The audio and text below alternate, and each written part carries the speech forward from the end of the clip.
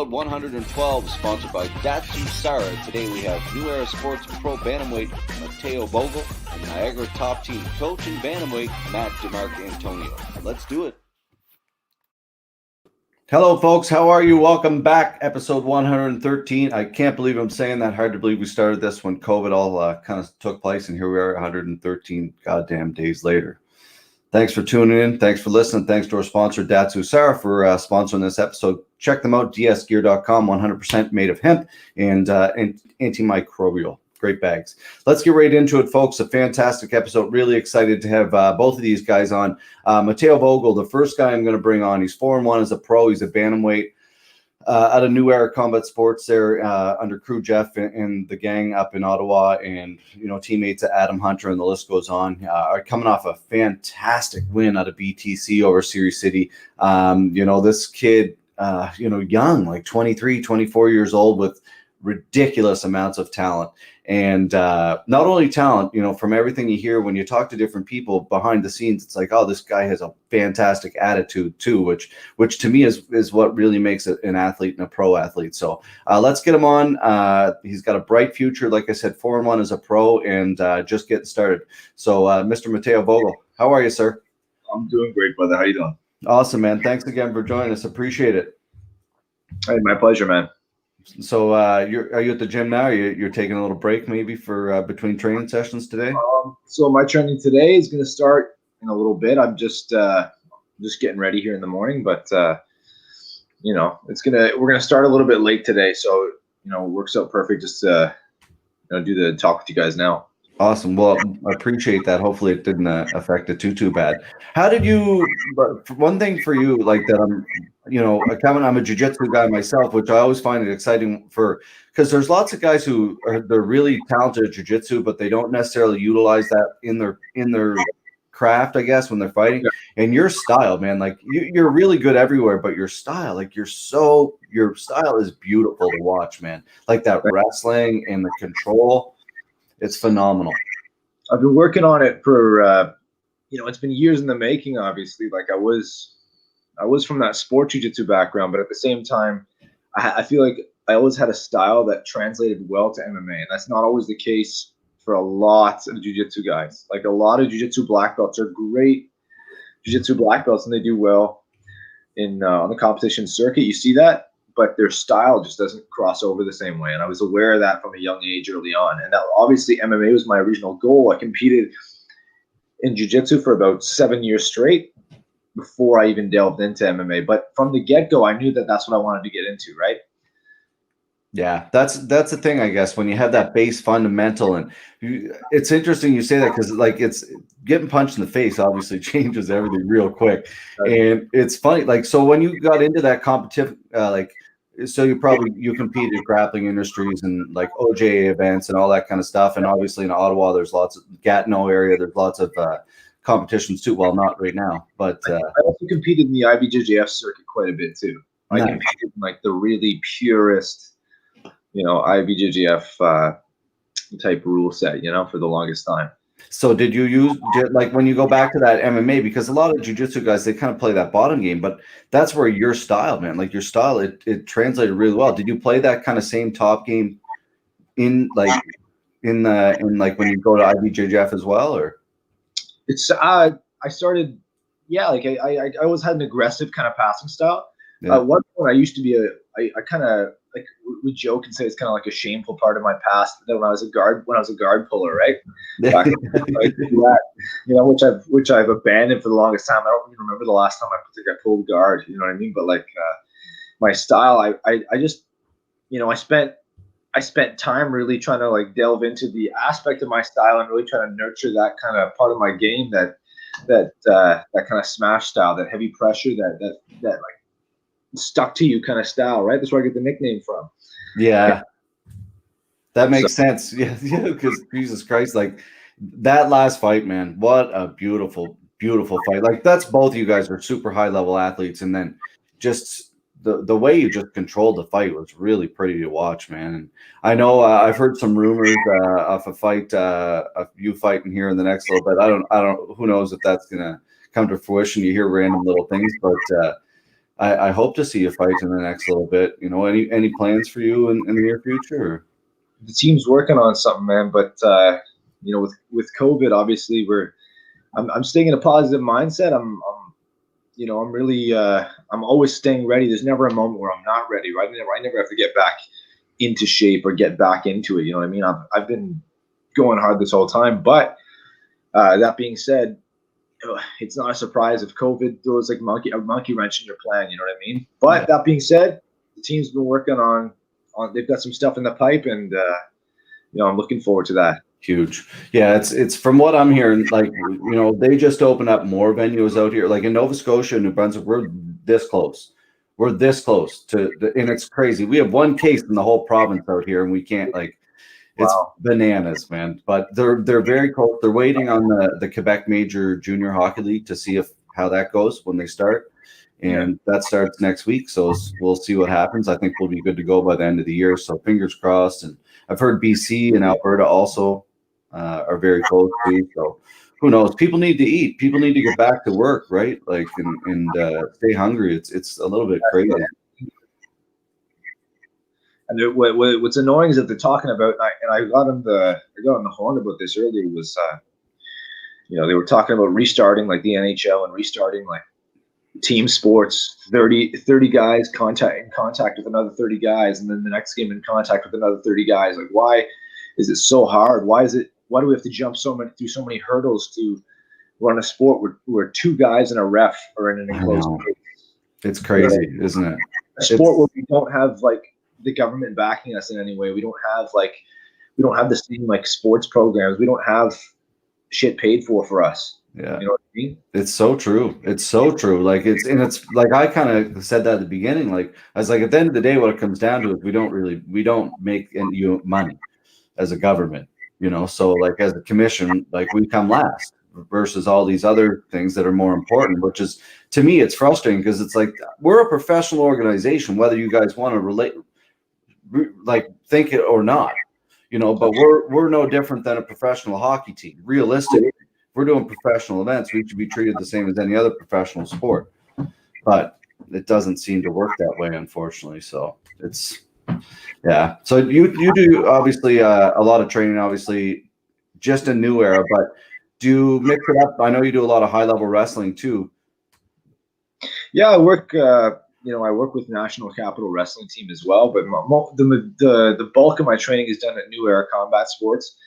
We got so many great resources under one roof, man. Like I got access to high level partners, but also like just high level coaches. Like there's guys I'm working with, like all people I met through New Era, and it's just such a our whole open doors kind of philosophy at our gym is really like we just have so many great people under the same roof. So I'm doing the bulk of my training with my like New Era community, you know what I mean? But obviously, like I do, like when I travel and I go elsewhere, I get good training, and like I train, like I've done training out in Kitchener with Sid Vanderpool. I've done training in out in Cambridge and stuff too, with Rob Thomas and whatnot.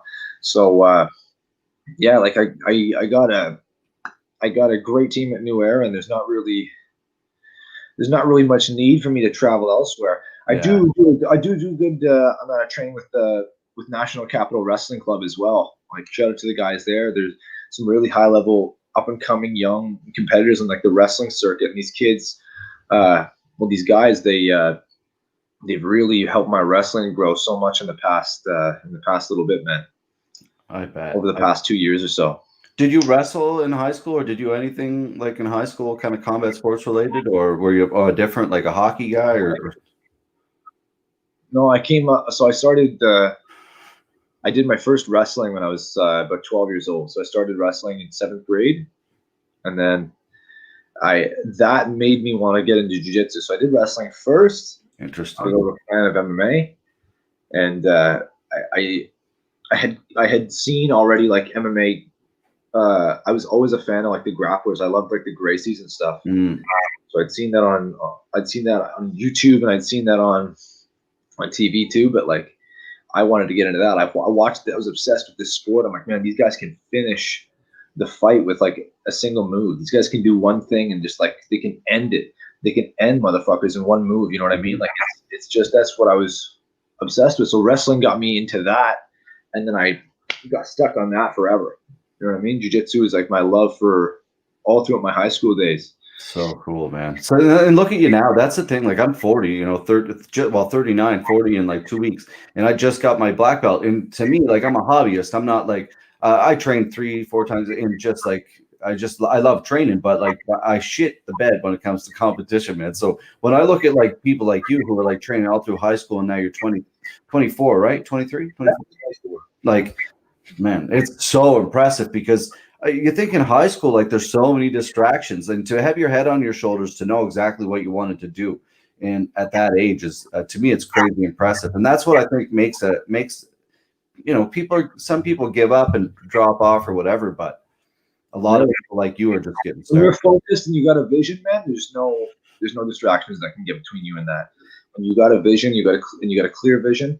I was able to, you know, I made a lot of sacrifices at a young age. I made a lot of, you know, maybe I missed out on a lot of normal kid stuff, but like it's now that I'm seeing some of the payoff from that. I'm just starting to see it, and I know that at the end of the road, like I know, or not the end of the road, but I know that later on down the road, I know that I'm going to achieve my goals, and I know that I'm going to make an impact on the world because of the sacrifices I made earlier on. You know what I mean? I love that. I love that. That's exactly right. That's like GSP kind of shit right there. Like that's champion stuff, right? Like I think of myself when I was 24, I was on cruise ships drunk out of my mind, like just doing foolish things. Like it's a totally different, like prerogative perspective, whatever you want to call it. Right. And it's a championship mindset, man. So good for you. I think that's incredible. Let's segue. Let's back to your last fight a little bit. You know, obviously you came off your first loss as a pro going into that fight. Not an easy fight to take. You could obviously went back and took a different fight trying to get back in the win column. The fact that you took that fight and put a stamp on that fight too was like pretty impressive. Was there things after that fight that you kind of were changing? You're like, no, I'm going to put after which fight? After the loss, like Xavier fight. No, it's what it is. You can look at it as a loss, or I can look at it as a mistake too. I could look at it as something immature that I did in the like out of impulsivity, out of not being, you know, not being present in my mind in that moment. That could have been. I can look at that all kinds of ways. I can look at it as a failure, but I can also look at it as, you know, ultimately there's losing and then there's losing. You know what I mean? That's you didn't really lose. I hear what you're saying. Yeah. I wanted to, you know, on paper I lost, but in my head that I really lose, man. I don't know. I wanted to come back quickly, and obviously there's a lot of nonsense that happened in between my DQ and then finally when I got to fight again. There was a big period there, and I was really happy to get back at it and put a stamp and just show everybody like, no, I'm, you know, I belong here for real. Yeah, on the level. Yeah. You know? So that was impressive to be able to do that, because like I said, a lot of people could have went the other way, and I think that's what again shows a true pro, man. If you can come back and handle that adversity and put a stamp on it, dude, that's super impressive stuff. And having a good team around you, you know, there's so much that goes into this kind of stuff. Do you have anything else outside of MMA that kind of grounds you, you know, keeps you focused? Like obviously there's family and whatever, but like is there any hobbies that you do that kind of I'm not really.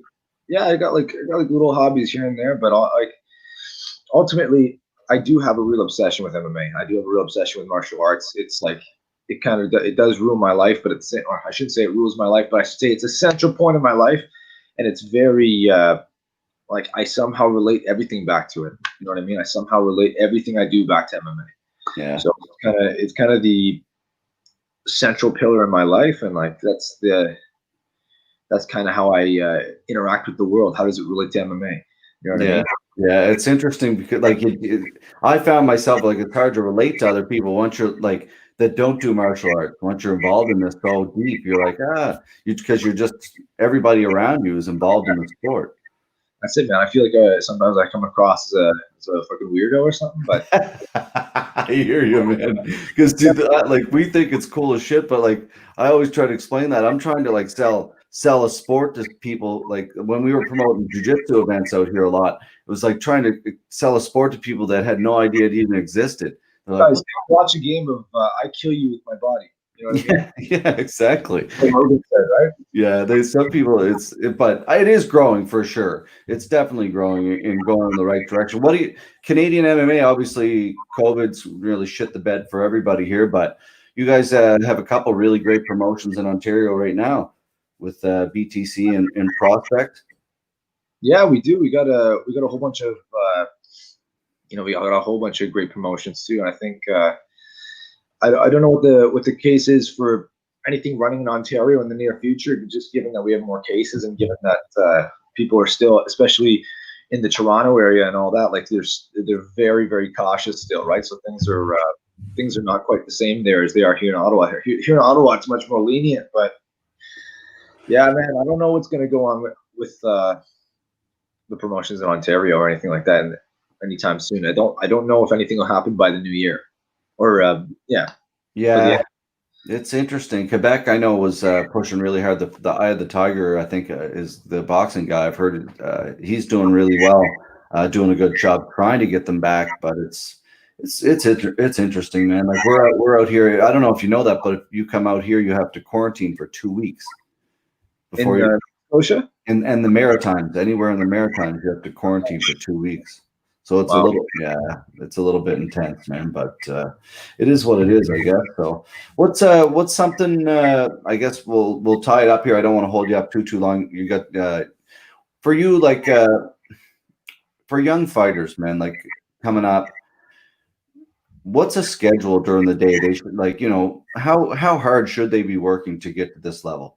Everybody knows how hard they should be working, but realistically, how many things should be doing during the day? More or less? Like more training? Yeah. Depends on the day, man. I say find a regiment, stick to a regiment, adhere to that regiment with religiously, and don't stray away from it. Have the discipline not to overtrain, right? Some people think about that as the opposite. Some people are like, oh man, extra discipline, extra work. Sometimes that's stupid, man. Like I don't know, stick to your regiment. Don't you gotta think about everything you do in your life as it's moving towards being a champion or it's a step away from it. Sometimes being a meathead, training a certain way and hurting yourself, that's a step away. Yeah, train smarter, not harder, I guess, right? In some cases, there's got to be that balance. There's got to be that balance of training in a modern way, training in an advanced way, like so many professional, proper athletes are doing. But at the same time, there's don't be a bitch, and also you have to do the hard work as well. Yeah, very true. Do you spar hard still? Do you guys still have hard sparring days up there? Yeah, we have some pretty we got some pretty heated sparring sessions that happen out here in Ottawa, but there's a balance of both. There's technical sparring days, and then there's fucking war days too. Yeah. You need that though. It's like I had TJ on here last week, TJ Grant. Everybody knows the story of TJ here, and he's like, it is what it is, but unfortunately, you can't get to that level of fighting without getting tested. Like everybody, you're going to get hit. That's part of the game, man. So it's either you do it or you don't, right? Yeah, absolutely. It shows the kind of person you are if you can or can't handle it. If you can't handle that kind of fire and you get flustered under that pressure, man, like I don't know. Yeah, might not be for you. Exactly. That's what I'm always again impressed about people who can, when it comes to actually putting it on the line and perform it is super impressive, man. And did you wanted to ask you, did you win any like world championships or anything in jiu-jitsu or Pan Ams or anything? So I never medaled at worlds. I competed at worlds a couple times. I made it a couple fights in, but it had always been the one where I did the best. Funny enough, I had strep throat. I was sick. I was super, super sick, but that's the one I did the best at. I made it in a few matches, got a few wins, and then I just remember my gas tank just plummeting, and I felt super, super sick. I had taken a bunch of Tylenol. Oh shit! I jumped on the mat, and I felt like okay because of that, and I just figured just give her, just go, Yeah. Then crashed. I ended up losing to some dude from a really good team in Japan, actually. Wow. Japanese guy.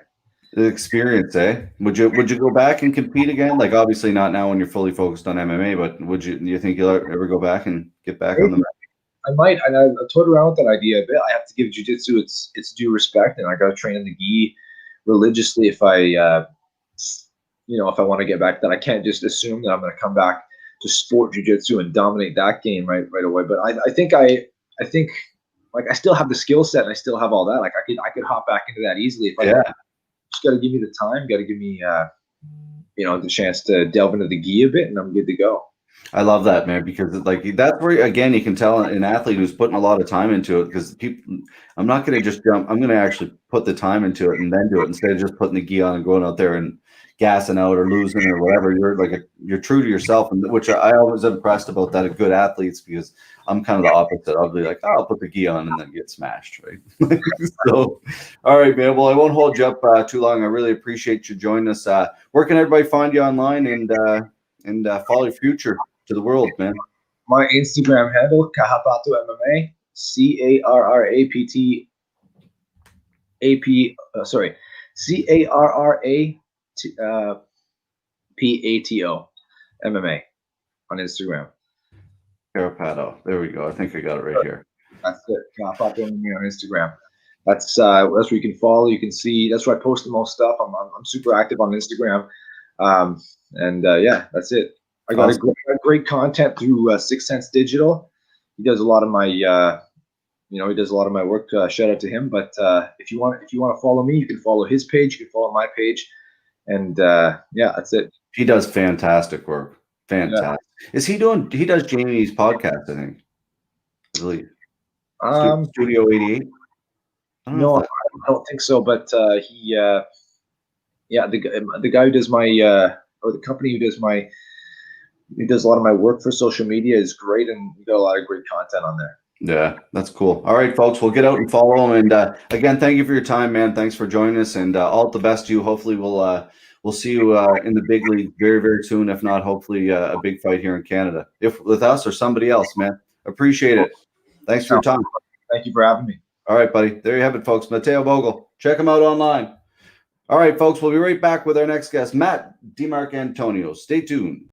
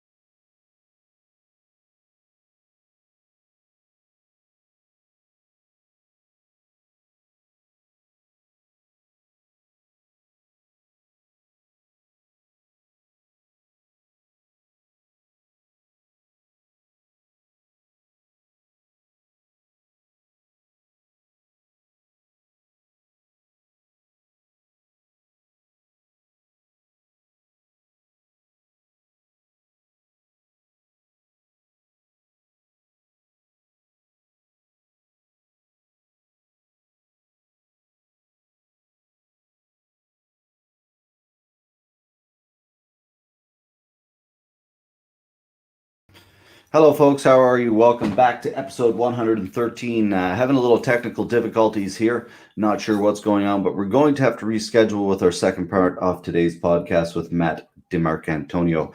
That is our fault. We're not sure what's going on here. Somehow we can't get him on. So our apologies. But we will be back tomorrow with a fantastic interview. We'll get Matt back on again. Tomorrow we are back with Nick the Tooth, Nick Gullo, black belt out of California, featured on Dana White's Looking for a Fight quite a few years ago.